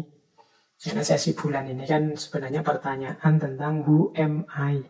Who am I itu siapa saya? Yang kita gali sejak pengenalan diri, self-love, identitas, self-identity, kemudian mimpi, kerja, dan malam hari ini kita membahas tentang generasi. Secara umum, akhirnya bisa kita simpulkan yang pertama bahwa diri kita ini, konstitusi diri kita ini, ada yang sifatnya watak, kalau bahasa Jawanya dia yang memang sudah tertanam jadi karakter kita, yang sifatnya menetap, ada juga yang sifatnya aspek-aspek yang sifatnya bisa berubah. Kalau pakai terminologi Jawa, ini mohon maaf yang dari budaya yang berbeda, orang Jawa itu punya istilah watek, watuk, wahing. Ini ya, watek itu watak, watuk itu batuk, kalau wahing itu bersin.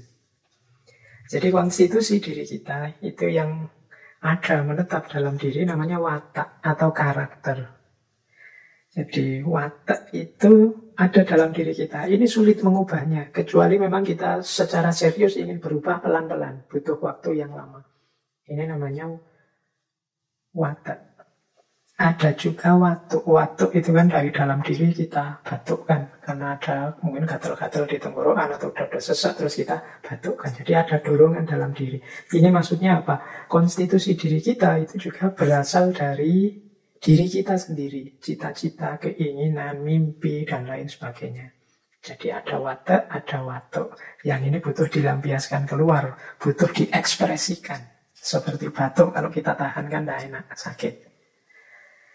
Nah yang ketiga, wahing. Wahing itu bersin. Kita bersin itu ketika ada debu atau barang-barang dari luar masuk dalam diri kita lewat hidung. Yang itu ketika hidung merasa tidak nyaman, terus dia dimuntahkan keluar dalam bentuk bersin atau wahing. Jadi konstitusi diri kita itu antara lain juga ada pengaruh-pengaruh dari luar yang masuk ke dalam diri kita. Yang cocok sih tidak masalah, nyaman saja. Yang tidak cocok kita buang keluar. Itulah yang disebut bersin tadi, wahing. Jadi watak, watuk, dan wahing. Ini konstitusi diri kita. Nah, jadi yang pertama itu strukturnya. Kemudian yang kedua, dari pengenalan macam-macam yang kita bahas bulan ini, ada beberapa tahapan yang penting kita lakukan sebagai pribadi agar kita menjelma jadi pribadi yang ideal. Jadi untuk jadi pribadi ideal dengan mempertimbangkan segala sesuatu termasuk watak generasi yang malam hari ini kita ulas. Yang pertama, perlu bagi kita dasar dari segalanya adalah pengenalan diri. Jadi kita pahami diri kita. Siapa sih aku ini? Mimpi-mimpiku apa? Kemudian apa yang harus aku lakukan, tanggung jawabku apa, dan lain sebagainya. Ini aspek pengenalan diri. Termasuk aku ini dari generasi yang mana, kecenderungan umumku apa sebagai generasi hari ini. Ini namanya memahami diri. Oh pantas aku kok sulit sekali lepas dari gadget dari smartphoneku. Ternyata aku ini masuk generasi Z atau generasi Alpha yang memang sejak lahir sudah akrab dengan gadget, akrab dengan smartphone misalnya. Nah, ini namanya mengenali diri. Yang kedua, kalau sudah mengenali diri, perlu kita lakukan penerimaan diri. Jadi penerimaan diri itu, apapun temuan kita tentang diri kita, pertama-tama harus kita terima. Kita akui, ternyata saya itu orangnya mudah tersinggung. Ternyata saya itu orangnya susah menerima kritik. Ternyata saya itu punya mimpi untuk jadi konglomerat dan lain sebagainya. Nah, ini namanya penerimaan diri. Baik secara real maupun ideal. Real itu kenyataan kita apa adanya, ideal itu mimpi-mimpi kita. Jadi setelah mengenali diri, memahami diri, kita terima diri. Karena ada banyak situasi real kita yang ya sulit kita menghindar. Mau tidak mau ya harus diakui kita ini masuk baby boomers. Mau tidak mau harus diakui saya ini masuk generasi X dengan segala ciri dan pengaruh zaman pada diri kita. Nah, kalau sudah menerima, tahap ketiga ya pengungkapan diri. Pengungkapan diri itu ya kita tunjukkan diri kita apa adanya. Jadi inilah saya. Ini yang saya inginkan. Inilah mimpiku. Ini kalau di ilmu tentang jiwa ini ya namanya self-assertion. Jadi mengungkapkan diri itu menegaskan apa yang aku inginkan dan apa yang tidak aku inginkan. Ini yang aku senang dan apa yang aku tidak senang. Itu yang aku cocok dan apa yang aku tidak cocok. Ini namanya pengungkapan diri.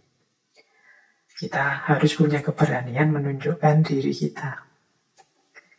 Kalau sudah berani mengungkapkan diri, ada tahap selanjutnya yaitu penyesuaian diri.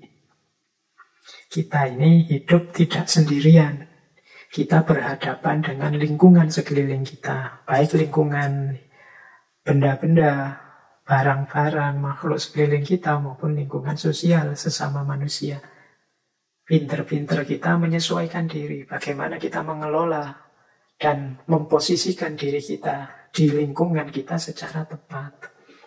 Jadi pengungkapan diri yang tadi jadi tahap sebelumnya itu dekat dengan penyesuaian diri. Kita itu mengungkapkan diri kita sambil menyesuaikan diri kita dengan lingkungan sekeliling kita.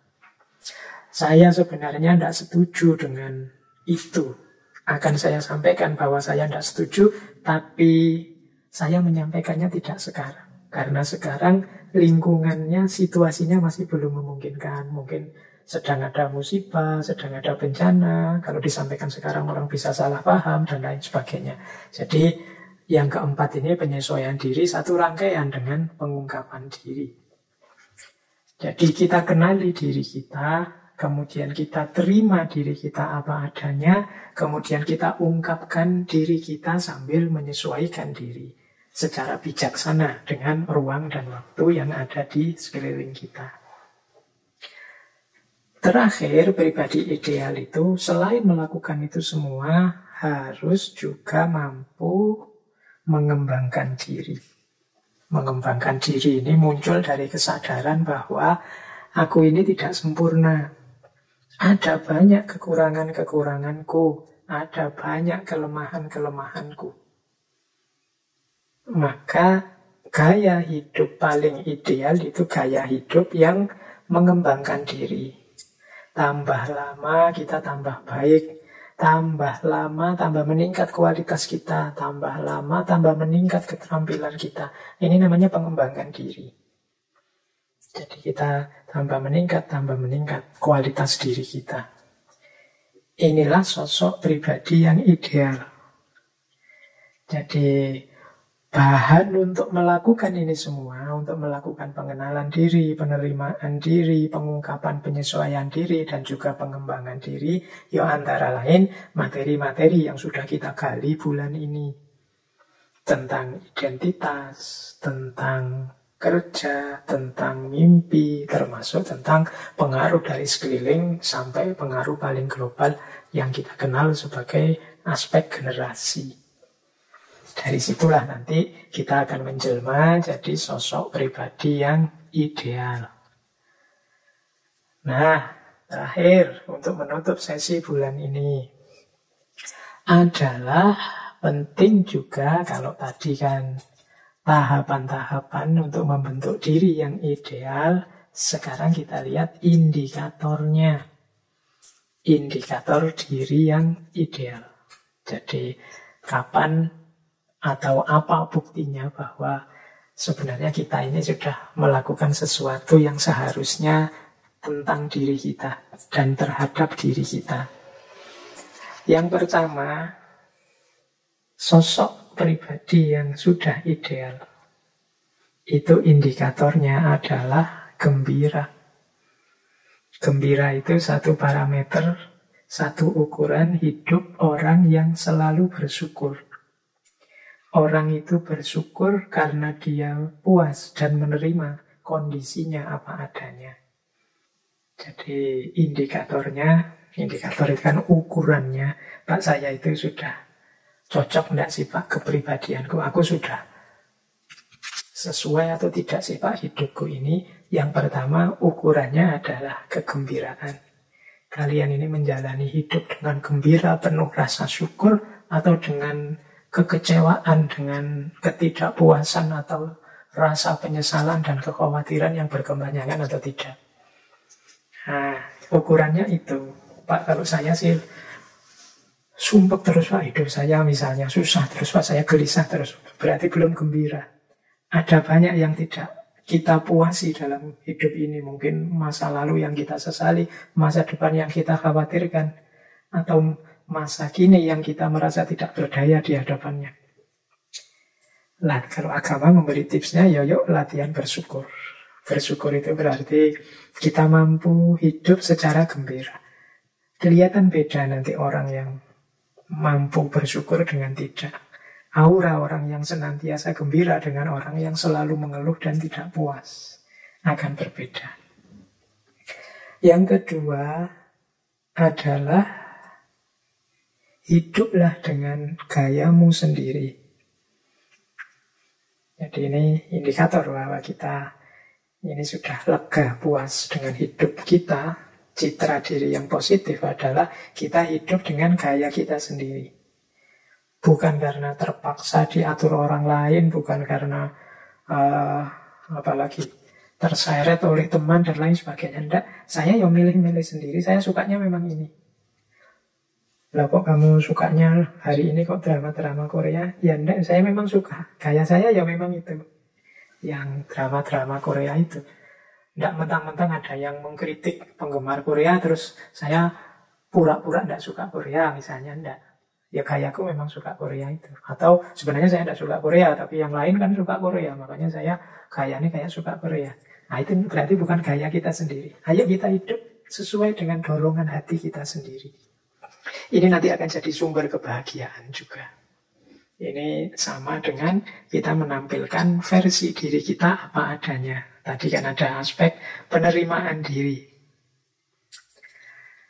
Terus ukuran yang ketiga selain gembira dan hidup dengan gaya kita sendiri adalah kita siap untuk disukai atau tidak disukai. Ya hidup ini kan memang tadi kita hidup dengan gaya kita sendiri. Mungkin ada orang yang suka atau tidak suka dengan kita.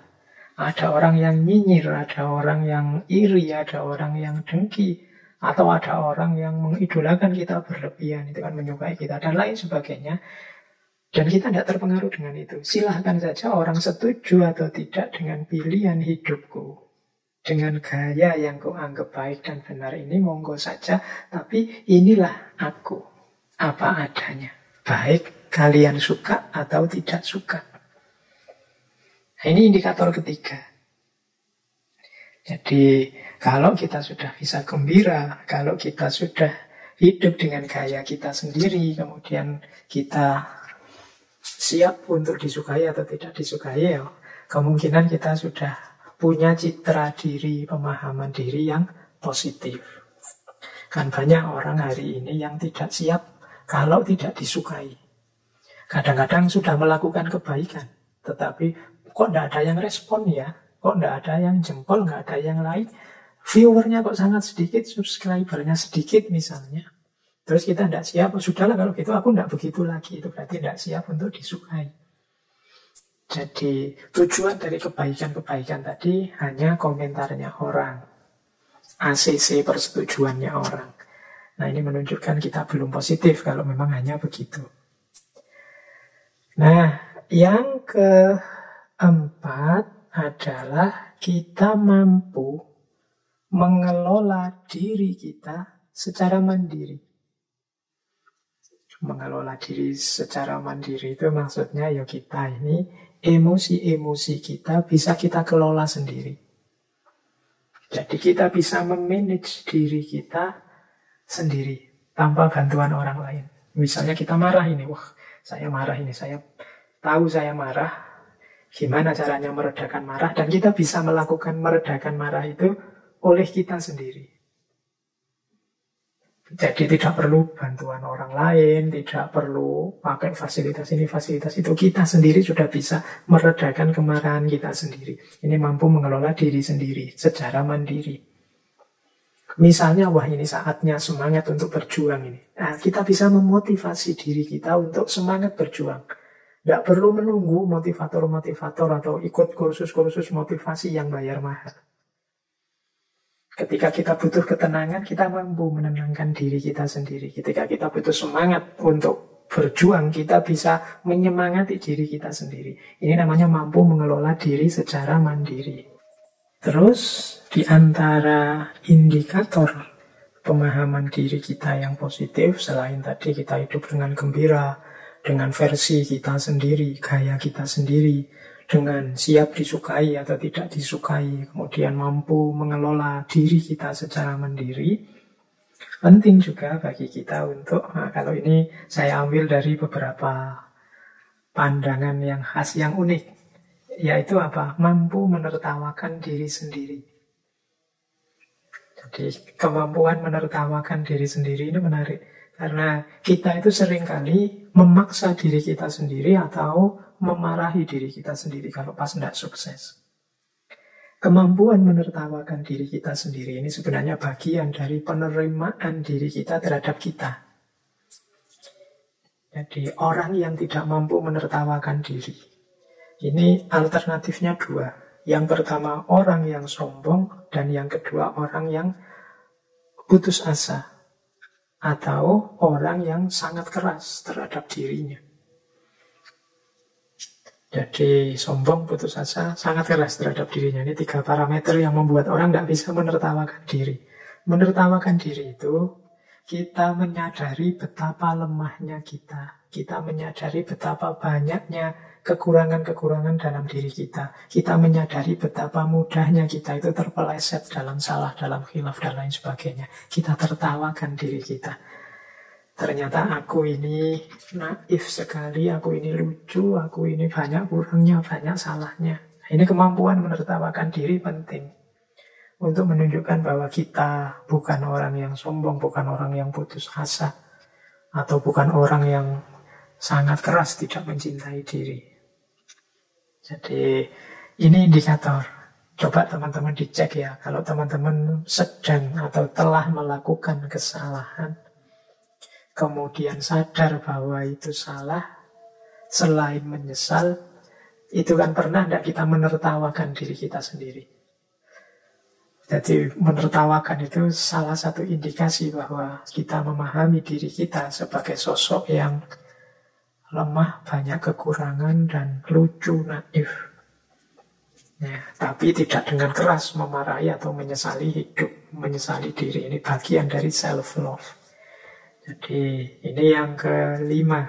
Dan yang terakhir, indikator pemahaman diri yang positif itu ya tentu saja kita mampu berinteraksi, kita mampu beradaptasi dengan yang lain di sekeliling kita.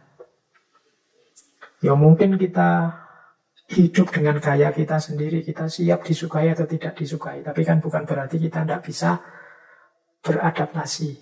Jadi kita harus juga bisa beradaptasi dengan yang, oh iya sih, sebenarnya gayaku itu ya apa adanya seperti ini, tapi situasi saat ini kalau aku apa adanya mungkin malah membuat orang kecewa, marah, tersinggung. Ya sudah, aku pending dulu, nanti nyari situasi yang tepat.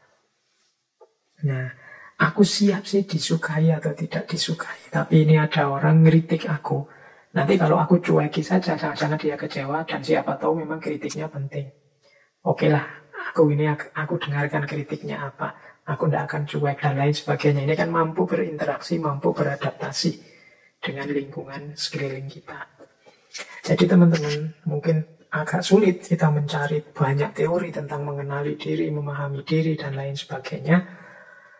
Tapi mari kita bareng-bareng mengusahakannya sambil melihat, aku ini sudah puas atau tidak terhadap diriku, aku ini sudah on the right track atau tidak, sudah ada di jalan yang benar atau tidak.